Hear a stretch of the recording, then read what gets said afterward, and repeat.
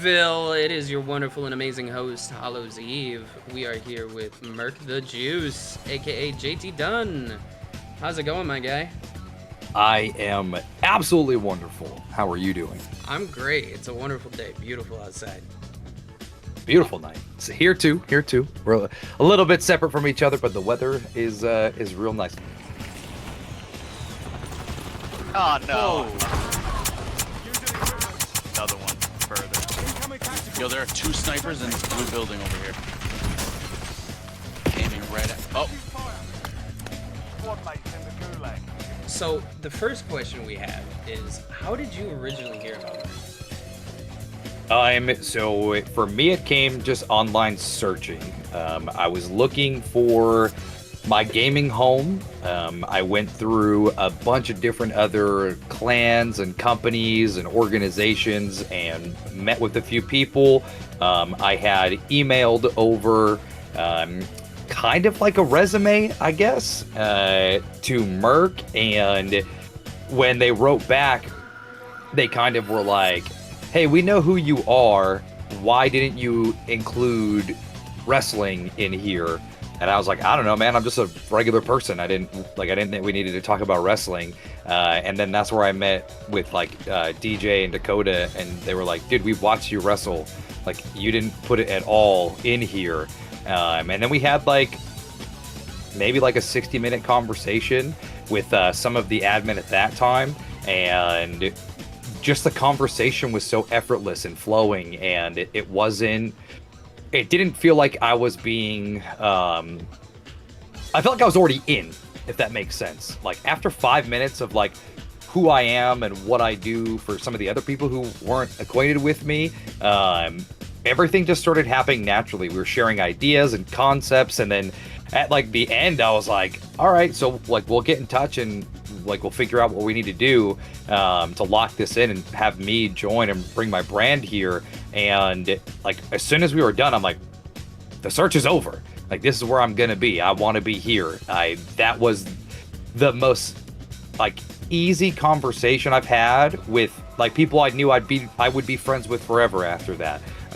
Where a lot of the other places I interviewed with, it became like, oh, we see your following, we see that you wrestle, what can you do for us? Like, can you post this video if we ask you to do this? Can you guarantee this many likes and this kind of traction? And that wasn't really what I was looking for, man. Like, at the end of the day, the essence is gaming, you know? Like, I'm coming to play video games. I want people to play video games with. I want people to kick it with in whatever downtime that I give myself. And nobody else really felt like that. And in the initial interview, it just felt like downtime. It felt like 60 minutes flew by, and I made new friends in seconds in a world that at that time I was very unfamiliar with. So realistically, it became a very easy decision. I read the website. I liked what everything stood for. When I got the contract in with the COC, I was like, this is how I live like my life and how I navigate through wrestling to try to like stay within that comfort zone of not making people have a reason to dislike you, but also being yourself. And as long as you're you and genuine, then you can't be mad when somebody doesn't like you. It's just their opinion. And everybody that I met with in Merc, they took a liking to me, and I took a liking to them.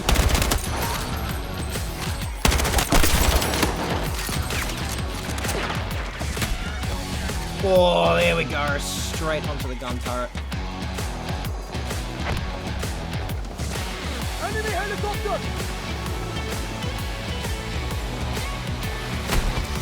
Oh, yes! Nathan, I have a question. Yeah. Should I order thigh highs?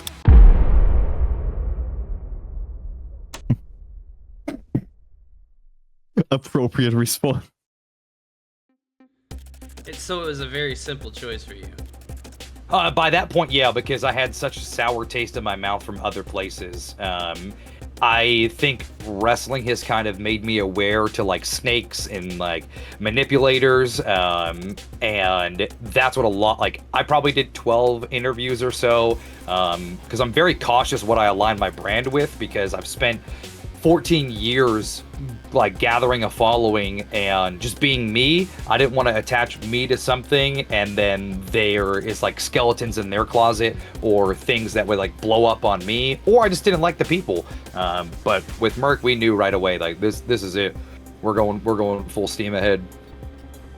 And when you came in, I remember this because I'm pretty sure it was right before I became admin. We welcomed you. I even played a few games of Warzone with you. We had a good time. It was great. Like, to us, you're just Johnny. Yeah, and that's all I try to be, bro. That's all I try to be.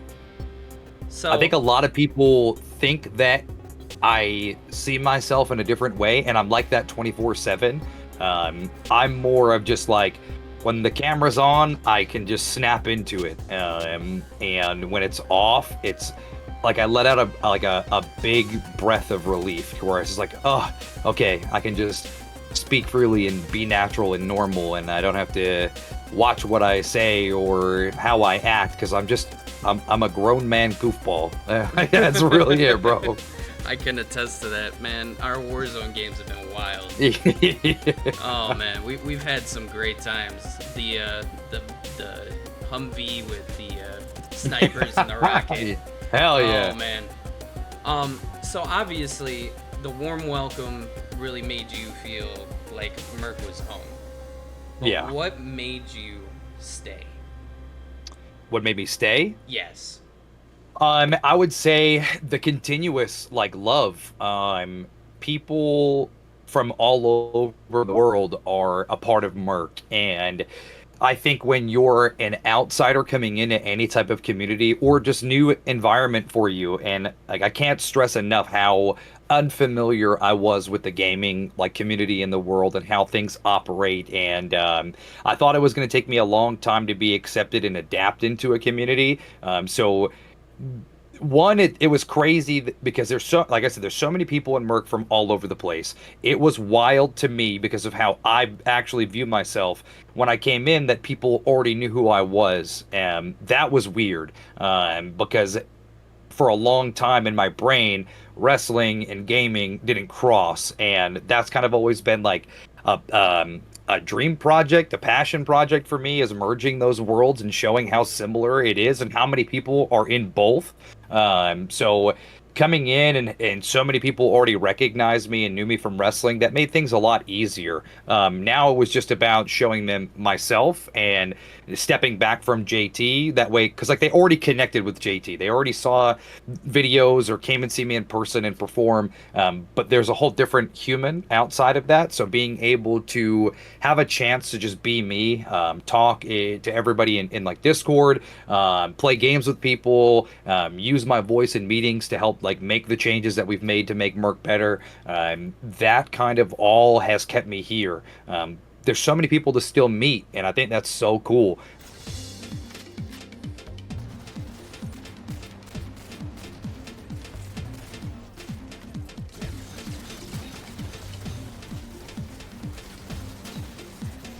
You touched on the wrestling meets gaming, which we made Yes. it a point to try to breach the gap. How do you think we've done that so far? I would say like I think it's a skewed perspective because it's never really been done before, and there's no blueprint to follow. So when there's no blueprint to follow, you kind of feel like you're always on track, but also headed in the wrong direction, if that makes any sense.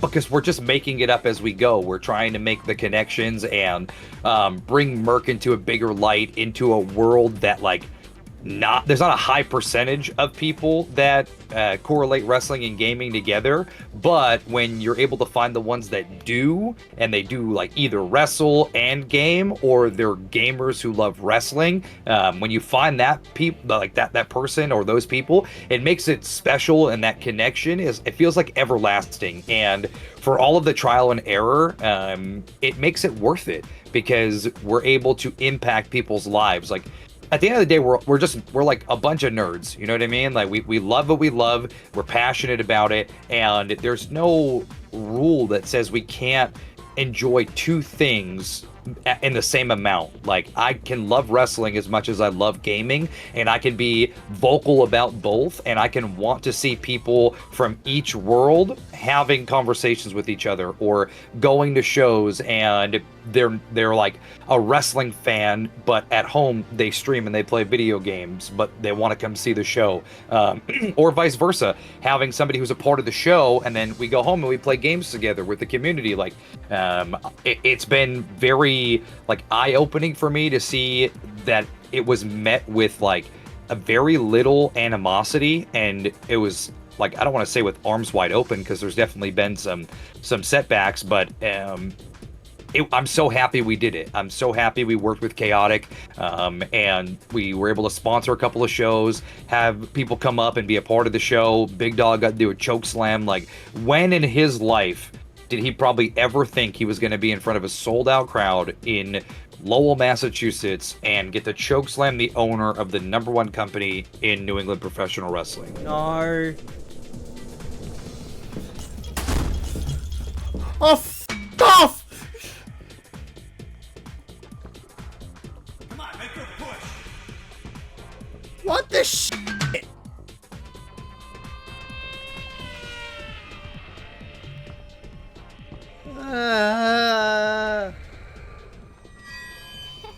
What the fuck? So obviously we gotta talk about your leadership in Merc. What do you find the most difficult part about leading Merc? I think the most difficult part is blending multiple visions. I think we have a great team of people, but we all see things a different way, which is the beauty of it. You know what I mean? Like, we shouldn't all have one singular mindset. So all of us having different ideas and being able to have the communication to sit down and talk those ideas out. My role is trying to bring those things to life. I think realistically, when I took the job and accepted the position, it was knowing that that was my sole purpose. Like, yes, the business aspect of what I do in my real life in wrestling, that helps, like, make decisions and point us in the right direction and keep us all safe. But realistically, it's bringing things to life and being able to see the vision of everybody else with no bias. Like, there's no bad idea, you know what I mean? Like, somebody had an idea, sure, it may not, like, the whole thing may not be the best idea, but there's a chunk in there that we should take out, and we can merge it with somebody else's idea and somebody else's idea, and then when we put it together, we have one big idea that's going to work, and it caters to everybody, and we anticipate it going over well with the community. And we've done a lot of things like that so far to keep Merc growing, keep it alive, keep the brand expanding, and being able to be a destination for people, because that's what we want. We want to provide a safe environment for people to come in and meet their friends and family. You're forever home, you know what I mean? Nice try. Dude, this guy just... What am I...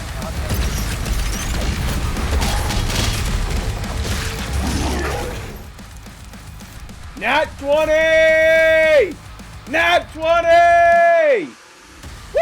And I think that's, like, honestly, we have put a lot of work into Merc, obviously. And Yeah. having that many ideas can be a double-edged sword at times, but we sort through it.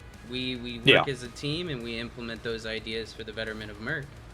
So yeah, it's not easy, because there's outside ideas too, you know? Like, it's not just admin ideas. We got to field ideas from the community, because their perspective, and for those that are, like, out there streaming, creating content and all of that, they're going to see a different element of things. They're going to see the good, bad, and indifferent and bring that information to us, and we kind of filter through and see what can help us as a majority. And again, even the ideas that are not taken, it's not that they're not the best ideas or that they're bad ideas. It's the majority always has to be the focal point. If we implement a change or an idea or a rule or whatever, it needs to be upheld and be at the the betterment of everyone. So if it only works in an isolated portion of the community, it's not really what we're looking for, because we are so inclusive. We want everybody to be involved in everything. So some ideas just kind of like sit in the back burner, or they go into a file and we wait for like the missing piece or the connecting link to bring it to the forefront. On the flip side, though, what do you think for you is the best part about being in leadership for Merc? I think for me, what really stands out is, oh man, I'm built for this. Like, in a weird way, everything that I've done outside of Merc has led me to this position, to have like the most information, the ability to see things from a non-biased like point of view. I'm able to be emotionless in the decisions, where nothing that I ever do will be because of a way I feel towards something or someone. Leadership is just kind of like in my DNA. With everything that I do in life, I'm in a leadership position. So I guess it was kind of only natural for me to blend into Merc that way. It was never, I don't want to say it wasn't a goal, because I didn't know how attainable it was. Again, I didn't know the infrastructure, how things were done or developed when I first came in. Over time, some doors opened up for me, and I was able to kind of be privy to conversations and see how it goes. And then when some changes were made, conversations were had, and I said, hey man, like, this is what I do. Like, I'd love to take a swing at it. Like, let me just sit in on more conversations and see where it goes. I definitely am happy with being EVP. There's a lot of things that I can still get better at, and still learn, and that's why I ask so many questions with everybody. And I mean, I ask you a million questions when we're in meetings, and again, it's not to just like invade or micromanage. It's more like, hey man, I'm trying to understand what you're doing, so that way, like, if I can give you a little bit of advice or make it easier or just be able to process your information faster,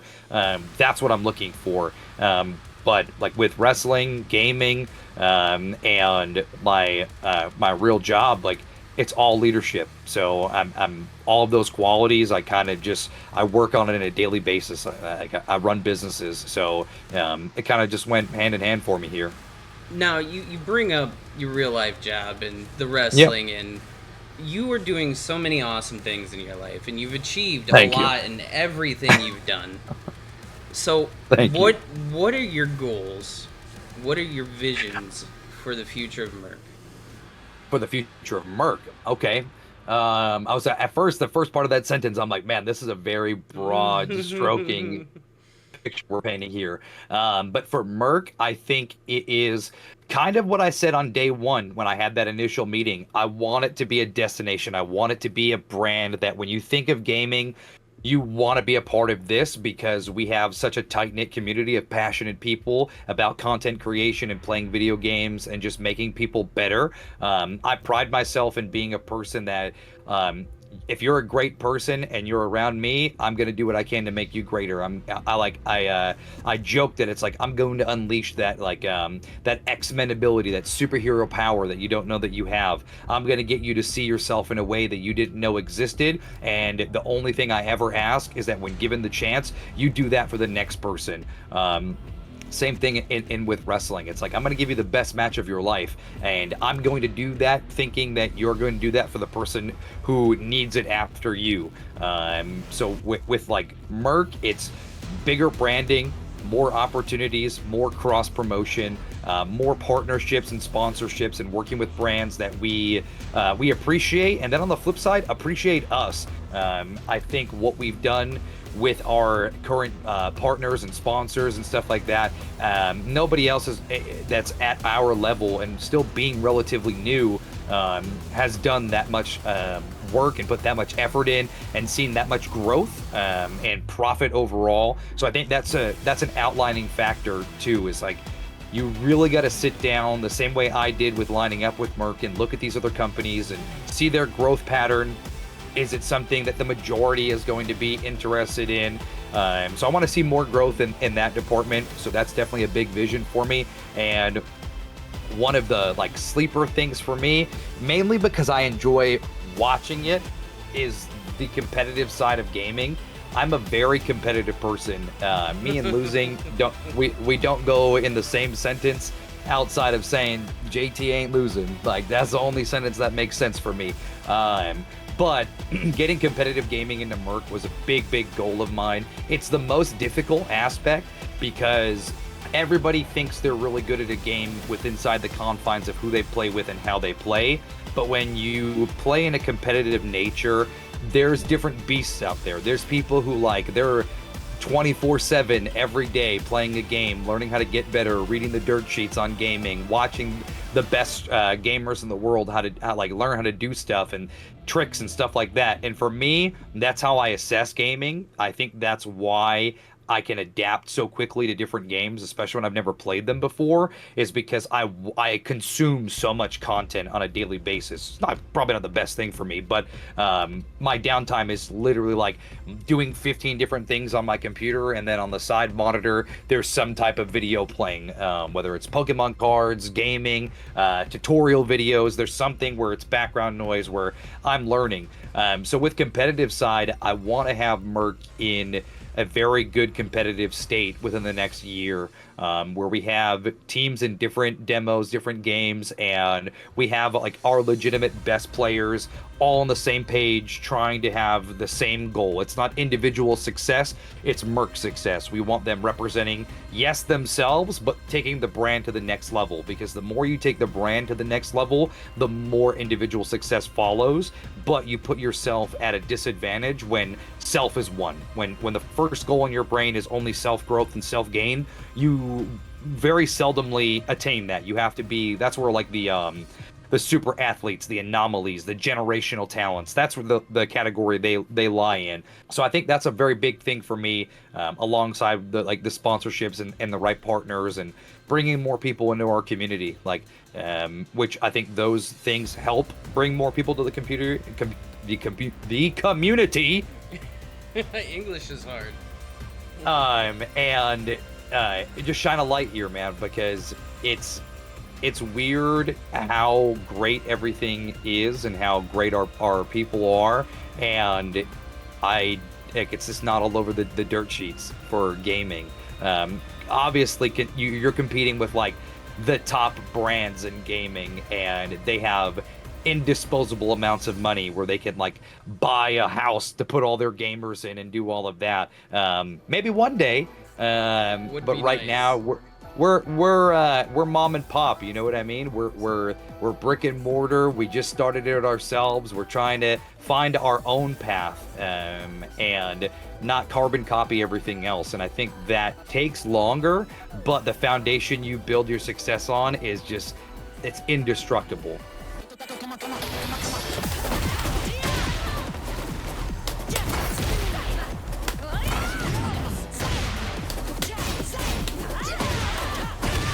There we go. Virgin, baby! Yeah! And I'm running away! Joe, come help me! I'll open it, hold on. Snipe him. Oh my god. Did you get him? Yeah, what a snipe. Now, you said you collect Pokemon cards, and obviously behind you have loads. You gotta show off some of your best. Some of my best. All right, so first we can kind of cover what you can see. None of that is mine. That's my son's.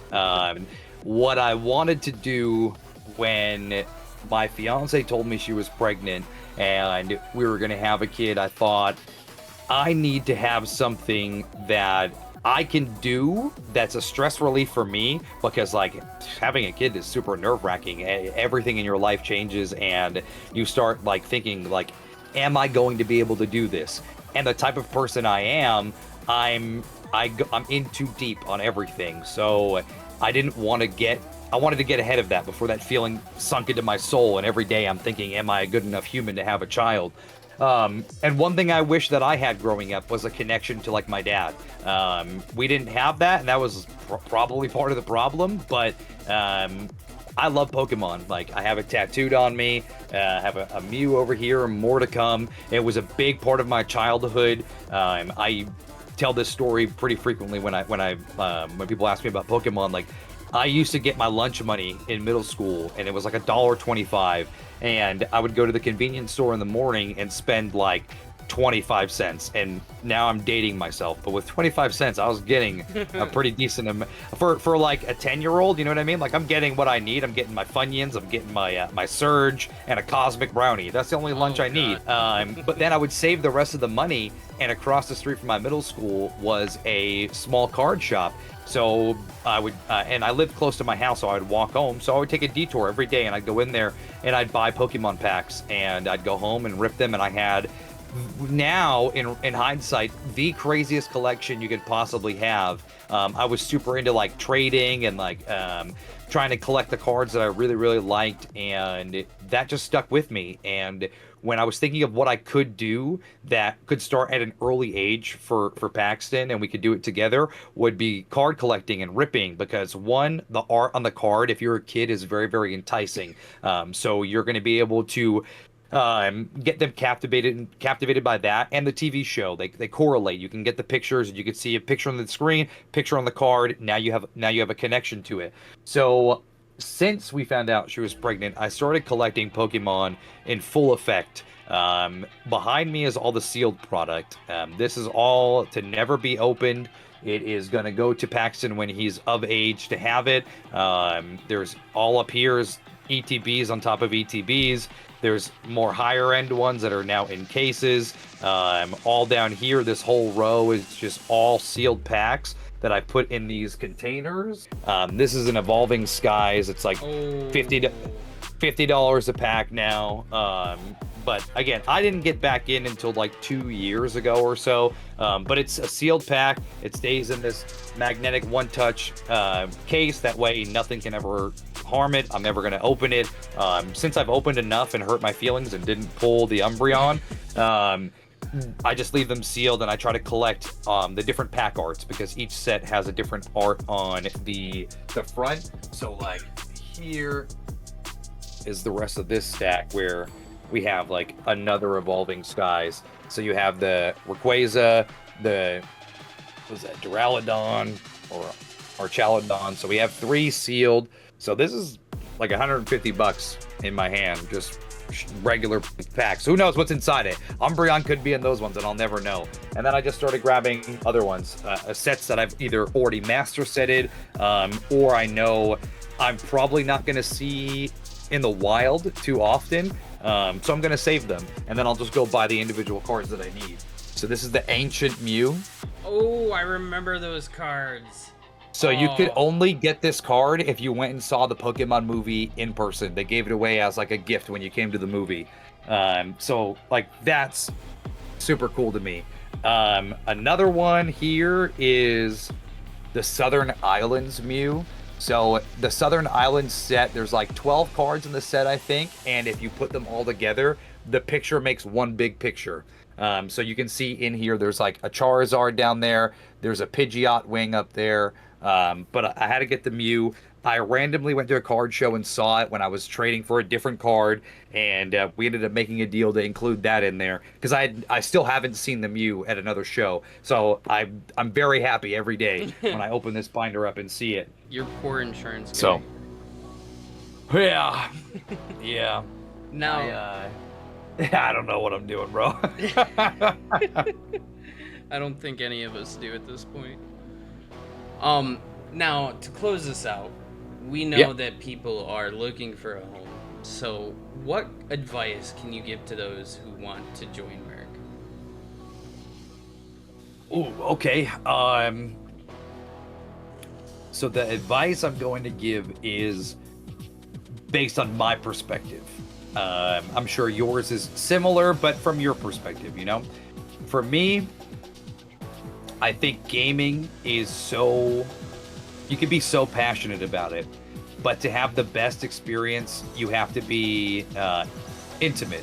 You have to be, like, it's a close group of people playing a game together, or you have to be able to open yourself up to have conversations. A lot of us started gaming when we were kids.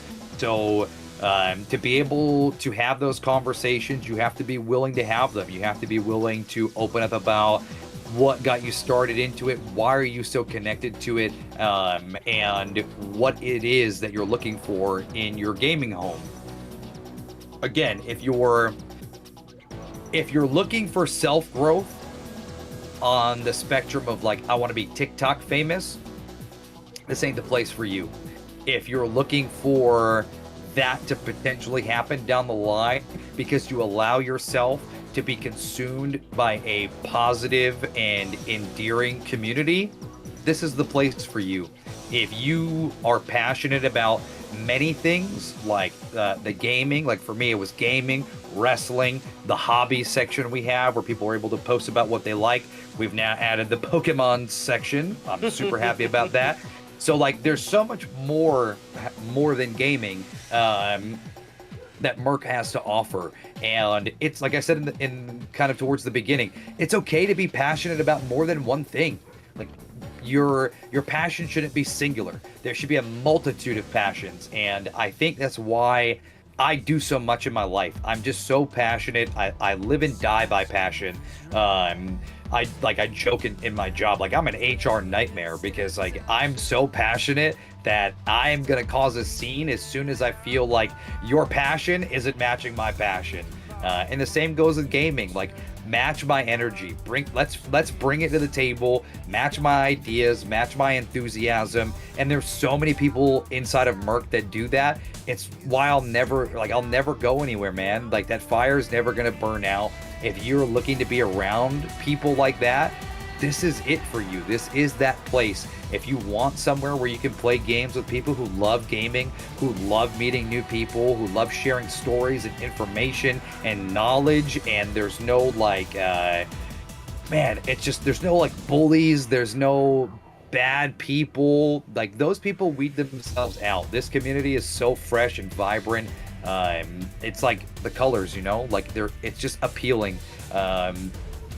Outside of that, if that information didn't strike down to your core, man, if you're looking for your home and you're really looking for the place where every single night, like how you rest your head on your pillow, you can come in and rest in your gaming room or in your living room, your bedroom, wherever your PC or console set up, or your handheld. Merc is the place. There's something here for you. There's something here for everybody. And there's someone here for you and for everybody.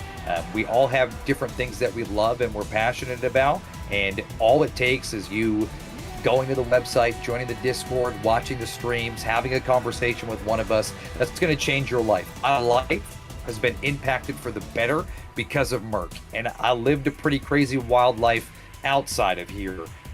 This is home base for me. This is my peace amongst the storm, the calmness in the eye of the hurricane. That's what Merc is for me, and I wouldn't trade that for the world. I'm drunk. Oh shit! Let's have a look replay of that. Yeah.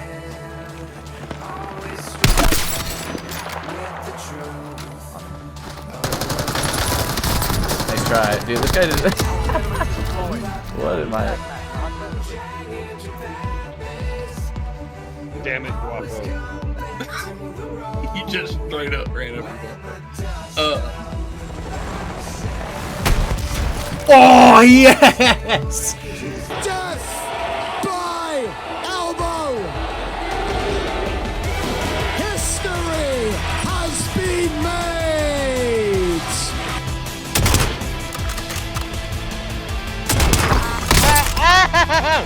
I saw that. I saw that. Wipe, I think. Oh, okay. Got a wipe? I don't know.